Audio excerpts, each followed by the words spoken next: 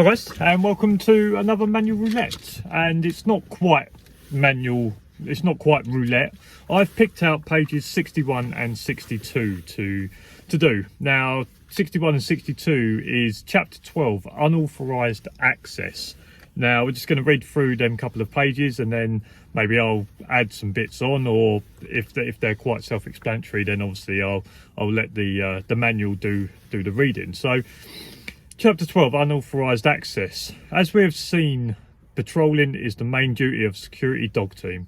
It will be the duty of the handler to identify anything out of the ordinary during a search on every patrol. So obviously in that is the main duty of us is obviously to go around and do patrols as a dog team. Now if there's some new damage to a fence, or then there's maybe some evidence, maybe some litter, maybe there's something, a screwdriver that wasn't there before, it's our sort of job to sort of notify on that during a patrol, each patrol.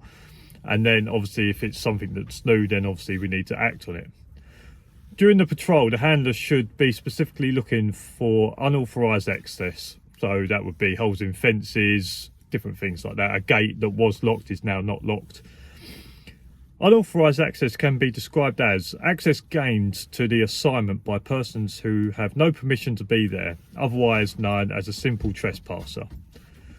Unauthorised persons on site could simply be trespassers, or they could be intruders whom are intent to commit some form of crime.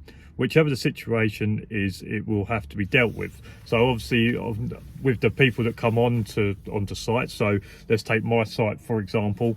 It's quite easy for my site for people just to walk on. There's no real fence line, so it's quite easy for people just to walk on to use as a cut through. Now that's a trespasser, so that's not something that the police are really going to get involved with. Now if someone was to come across here with a balaclava and a screwdriver and maybe some tools, then maybe they are a trespasser, but you believe that they are on there to commit some form of crime. But in terms of that, so you get two types of people. There'll be people that are just trespassing, which is a civil, and then you obviously have people that have come to do criminal damage, which is obviously a crime.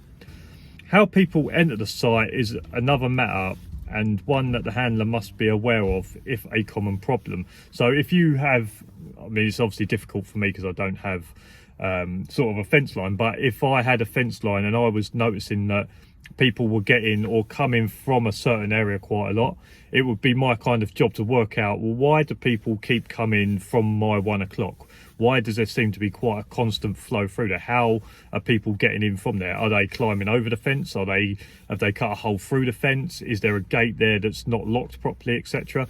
So how people enter the site is another matter. And if you are dealing with someone and you ask them to go to the nearest entry and they say no, I'm going to come back the way I came in, then that's fine. Just follow them and make sure they go out that way. Therefore you get an inkling to how they got in. If they go out the way they came in, you know then where that vulnerable point is. Signs of unauthorized entry. As a professional security officer, a handler will quickly learn about the vulnerable areas in, on and around the assignment.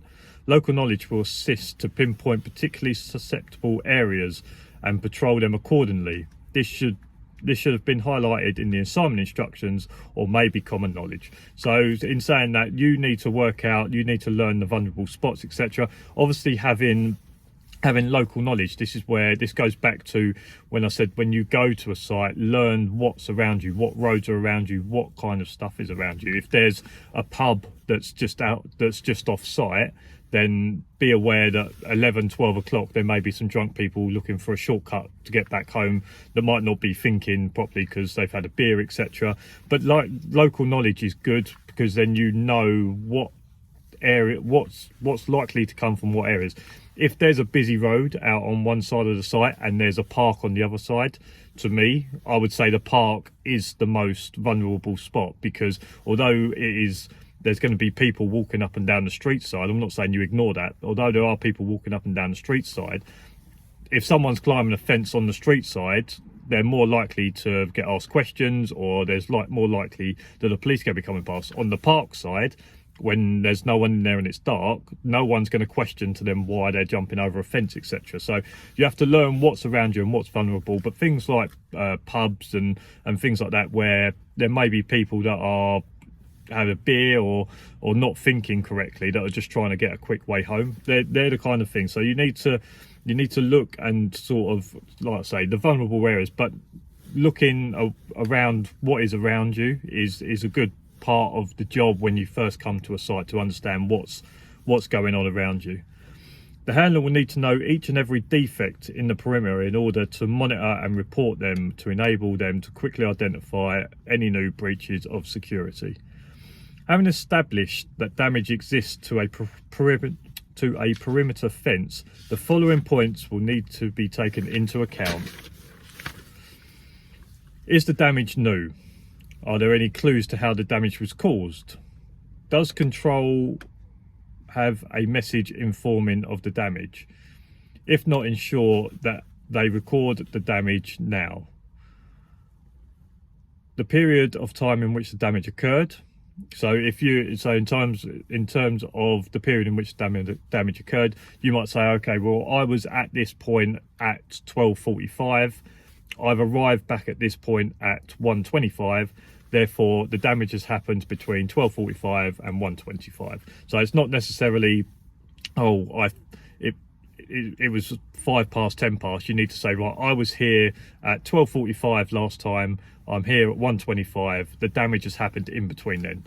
Unless obviously you see someone coming from that direction. If you've been there at 12:45 and then you see someone coming from that direction at 1:10, you can say, I was here at 1:45, I've arrived back here at 1:25, but I did see someone coming from that area at 1:10. Is there any evidence of any other damage near to the inside of the fence to establish entry? All of these points should have a bearing on the next course of action. For instance, if this was the first patrol, could a member of staff have caused the damage accidentally? So this is where your what is it called?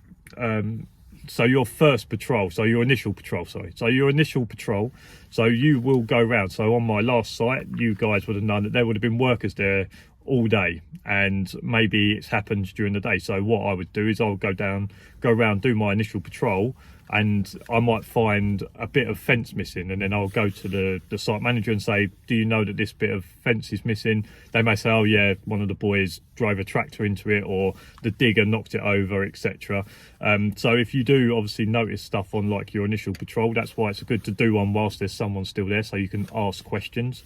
If there's 2 handlers changing over, then the other handler should tell you. But sometimes it is good, it doesn't always happen, but sometimes it is good that the handler that is being taken over stays whilst the other handler does initial patrol, comes back and says, right, everything's fine, yeah, you can go. Because if he does his initial patrol and he finds something and then he rings control and control say, no, we don't know anything about that, that's where a bit of conflict happens. Not conflict, but a bit of miscommunication happens. For instance, if the first patrol could be a member of staff accidentally. Upon investigation, the damage likely to have been caused accidentally, or does it look like a deliberate act to gain entry? If it is suspected that entry was gained, has the unauthorised person damaged, knocked over or disturbed anything nearby to give a clue as to the direction that they have taken? So this is obviously you hope that the dog would be on a scent, but if you see that someone's come in and there's maybe some footprints, some imprints in the mud, or there's something that maybe gives a clue of which direction they've gone in from that location, then obviously you may follow in that direction. But you hope that you're there fresh enough that the dog will pick up on a scent, or that they're still around and the dog can pick up some scent in the air. If the conclusion to the above question is that there is an unauthorised person on site, the following action should be taken.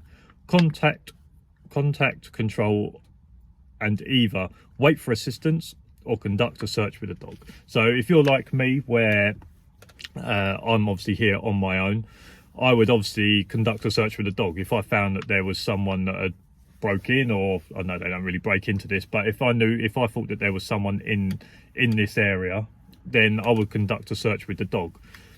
If I had a static with me, maybe I would message the static and say, I think someone's on site, this is where I am. Either I'm even gonna do a search with the dog, I'll let you know if I find anything, or can you come to this location and we'll go on the search. The decision will depend upon the instructions that are written in the assignment instructions, but at this stage it is likely that a search will be conducted to establish if anyone has gained entry. Remember that a challenge warning will be necessary before commencing the search. So this goes back to all of the patrol videos that you've seen me doing, is that you shout your challenges so that you make someone aware that you and the dog are there. Let them know that you are aware that they are on site. Give themselves a chance to come out and say, right, sorry, look, I know I shouldn't be here, I just stumbled across whatever nonsense that they're probably going to give you. Even if they have broken in, they'll just say, oh, no, I just saw it was open and I just walked in. You have to obviously give your challenges, so shout your challenges, make sure they're aware. You may even be able to spook them to bring them out into the open. They may just give themselves up and come out, but remember that a challenge warning is necessary before commencing the search, and obviously the louder the better, the more confident the better. It is of course possible that a burglary has occurred at the assignment. If this is the case, the options and actions will be similar, and the outcome is likely to remain at the scene and contain the area. Now remember that obviously if you do bring a static with you in order to do a search, etc., if you find an area where there has been a crime or there has been a burglary, contain the area, but don't let the area get contaminated. For example, don't let the static go around, start touching stuff, walking on areas. Try and contain that area as best you can. Leave it the way in which you found it before you arrived, and don't let people start touching things. Like I say, if let's say there's a supervisor or there's a static with you, don't let them start touching things and contaminating the crime scene. As you've probably seen on lots of programs, just keep everyone well away. Mark off an area and say, right, no one's allowed to go in this area, etc.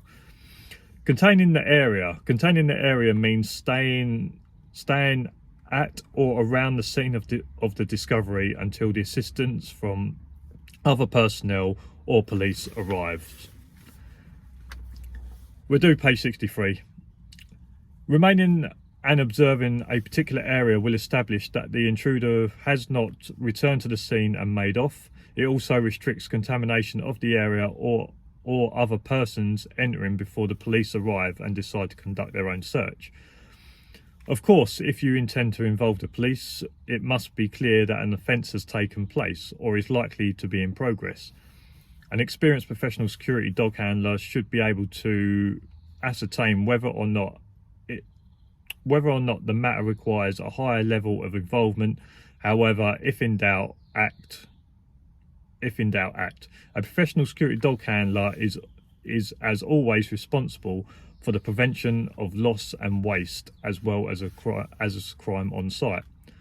Sometimes at some sites will be multi-manned. If this is the case, the handler will be able to utilise those resources to assist with other containment of the site. With them at the scene, they should request that others attend an area where good vantage can be gained and remain in situ until the police have arrived. On their arrival, liaise with them and either offer your assistance or keep out of their way.